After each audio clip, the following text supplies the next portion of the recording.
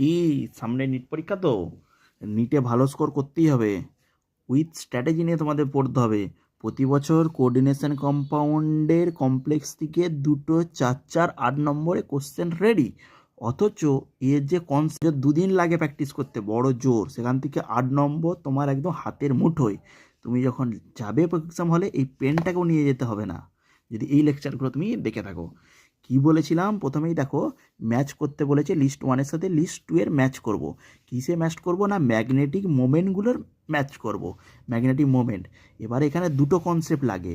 একটা লাগে হচ্ছে সিএফটি।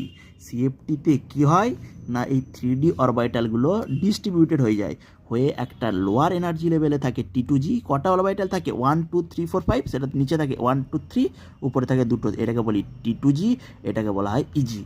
এবার দেখো প্রথমের কম্পাউন্ডটা তুলে আনো, Fe3 নেগেটিভ। তাহলে সিএন আমি কি বলেছি এখানে আরেকটা কনসেপ্ট। তাহলে 2 নম্বর কনসেপ্ট কি, যে সিএনসিও। এইগুলো কি বলেছি তোমাদের সবসময়, যেগুলো কার্বন ডোনার, নাইট্রোজেন ডোনার, এইগুলো কি হবে গো, এইগুলো হচ্ছে আমাদের strong field ligand. Strong field ligand. Strong field ligand মানে কি, মানে তো আমি আছি বোঝাবো।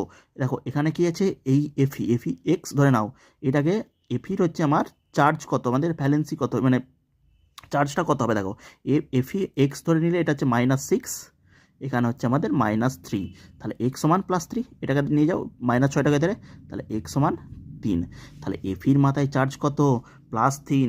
তাহলে এফি +3 কত সিস্টেম বলো, এফি+3। এফির আমাদের কনফিগারেশন কি হয়, আর্গনের পরে কি হয় গো, 4s1 আর 3d2, আর হচ্ছে আমাদের কত হয় 4s2 3d6, যেটা জেনারেলি হয় আমাদের। ঠিক আছে, আমাদের কত এপির কত 26, তাহলে 3D।